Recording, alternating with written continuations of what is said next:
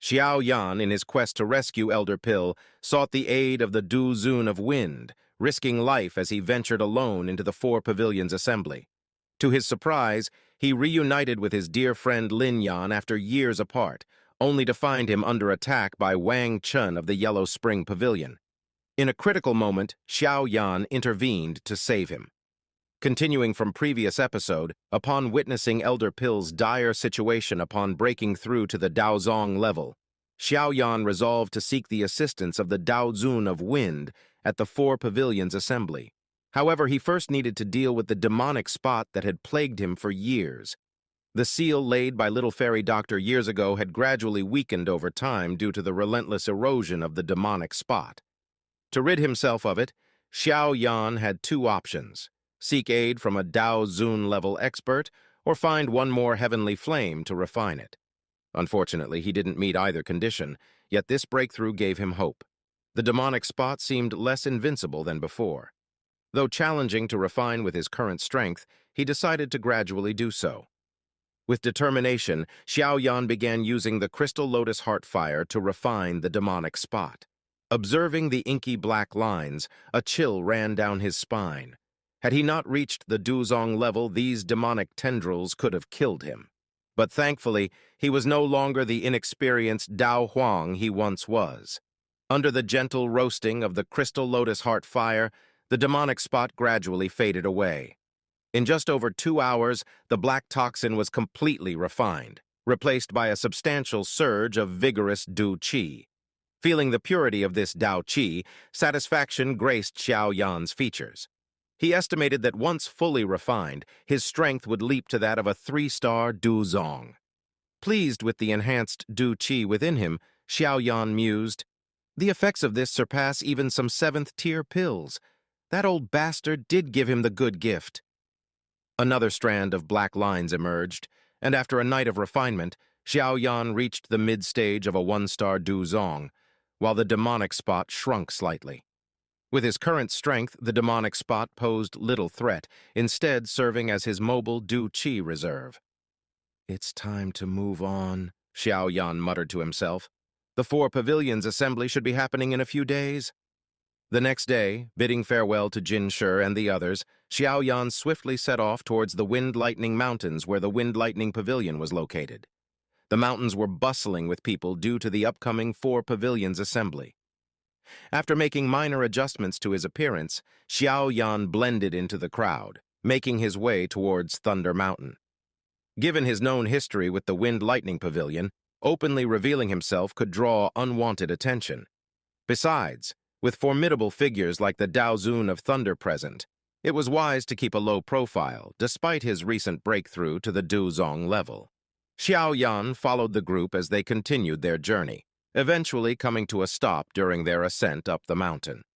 Ahead, there were 2 stone paths leading up the mountain, each guarded by 2 elderly men.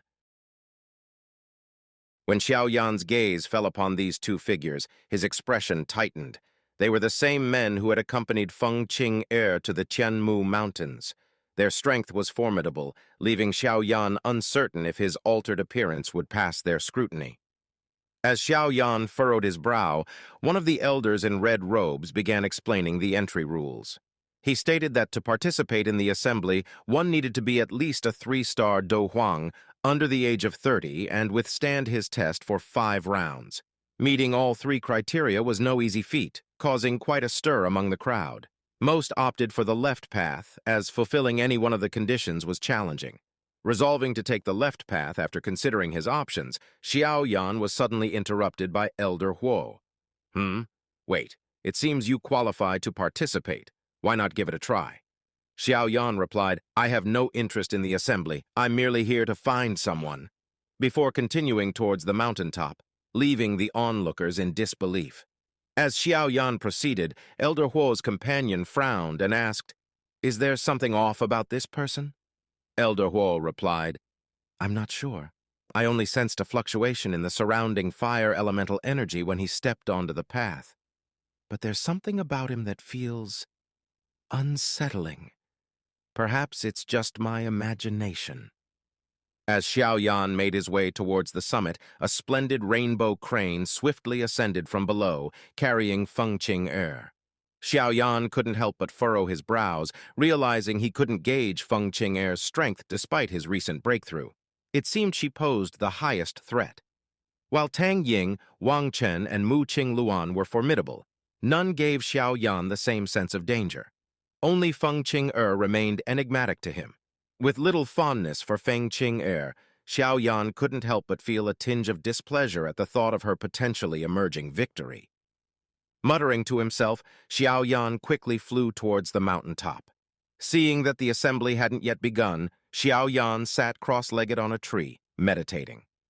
Suddenly, a thunderous roar erupted from the clouds, followed by 4 figures descending gracefully to the plaza, where they took their seats. Among them was Fi Tian, an old acquaintance of Xiao Yan's. The figure in the center was undoubtedly the Dou Zun of Thunder. Though his silver robe lacked the imposing aura of Fi Tian and the others, Xiao Yan sensed a hint of danger emanating from him, something even Fi Tian lacked. As Xiao Yan marveled, a series of formidable auras emerged. They belonged to the Dou Zun of Yellow Spring from the Yellow Spring Pavilion, and the Dou Zun of Sword from the 10,000 Sword Pavilion, and the Dou Zun of Sword from the 10,000 Sword Pavilion. Behind them stood their most outstanding disciples, Wang Chen and Tang Ying, respectively. Just as the 2 Dou Zuns took their seats, a howling wind erupted akin to a dragon's roar. The Dou Zun of Sword chuckled and glanced towards the distant sky, remarking, "This old fellow may be the fastest, but he always arrives last."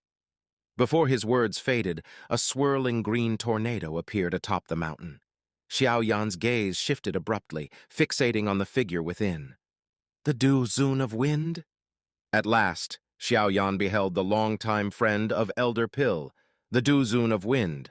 If the man was as loyal as Elder Pill claimed, then Xiao Yan had found himself a powerful ally.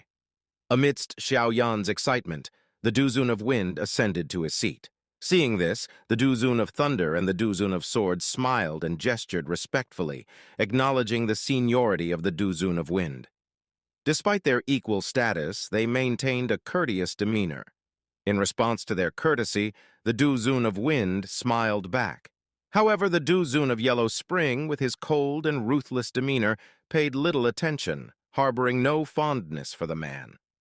After exchanging pleasantries, the proceedings began in earnest. The assembly comprised 53 participants, including 4 disciples from each pavilion. It adopted a melee elimination format until only 8 remained. As contestants entered the arena, Mu Qingluan, Tang Ying, and Wang Chen exchanged glances before joining the fray. Shortly after, a captivating figure gracefully descended into the arena. Feng Qing'er's appearance stirred the crowd into an even greater frenzy. Observing from their seats, the 3 Dou Zuns couldn't hide their surprise. The Dou Zun of Sword chuckled. "Seems like the Dou Zun of Thunder has invested quite a bit. To personally conceal her true strength, is he trying to catch us off guard?" The Dou Zun of Thunder laughed in response. "What nonsense! What nonsense! Her identity is unique, so I had no choice." The Dou Zun of Wind added, "It seems the Dou Zun of Thunder is eager to reclaim the top spot among the pavilions. The Wind-Lightning Pavilion's odds in this assembly are quite favorable." Hearing this, the Dou Zun of Thunder waved his hand modestly, though a hint of satisfaction gleamed in his eyes. He indeed harbored ambitions of securing the top position among the pavilions this time. Meanwhile, the Dou Zun of Yellow Spring furrowed his brow slightly. While Wang Chen was one of his most outstanding disciples in recent years, he seemed to pale in comparison to Feng Qing'er. Helpless in this regard, the Dou Zun of Yellow Spring acknowledged the limitations of his pavilion's training system compared to the others. At this moment, Xiao Yan's gaze was firmly fixed on Feng Qing'er. He always sensed a subtle yet palpable danger around her. After furrowing his brow, Xiao Yan's attention suddenly shifted, sweeping slowly across the square. Truly deserving of the Central Plains, such young and powerful Dao Huang figures. Even in the Blackhorn region, they're few and far between. Who would have thought that a mere Four Pavilions grand meeting could attract so many? Amid Xiao Yan's astonishment, he suddenly spotted a familiar figure in a corner. After a moment of bewilderment, he slapped his palm together, exclaiming, "Lin Yan? What's he doing here? But why aren't Lin Xiao and Liu Qing with him? They should have left together." Xiao Yan held a strong affinity for Lin Yan and his companions. They had followed him back to the Jiama Empire to confront the Yunlan sect years ago, a bond Xiao Yan hadn't forgotten. However, when Xiao Yan emerged from seclusion in the valley, they had already left the empire. It was unexpected to encounter Lin Yan here after so many years. While Xiao Yan marveled at the twist of fate, the melee of the Four Pavilions Assembly had already commenced. Tension gripped the square as only 8 contestants remained from the initial 53. However, with 4 spots virtually guaranteed for the pavilions, only 4 could emerge from the remaining 49. The intensity of the ensuing battles promised to be brutal. Since spotting Lin Yan, Xiao Yan's gaze remained fixed on him. With his keen eyesight, Xiao Yan easily discerned Lin Yan's strength as that of a 4-star Du Huang. I remember before his seclusion, Lin Yan was barely at the Du Wang level. It seems he's had some fortuitous encounters these years. As Xiao Yan muttered to himself, the chaos in the arena unfolded. In just 10 minutes, 10 contestants had suffered severe injuries and were eliminated. However, to Xiao Yan's surprise, Lin Yan managed to hold his ground. After observing carefully, Xiao Yan noticed some clues. Lin Yan had mastered an exceptionally marvelous footwork, almost comparable to the 3000 lightning movement. Despite the chaos, there were still 4 relatively safe zones guarded by Feng Qing, Mu Qing Luan, Tang Ying, and Wang Chen.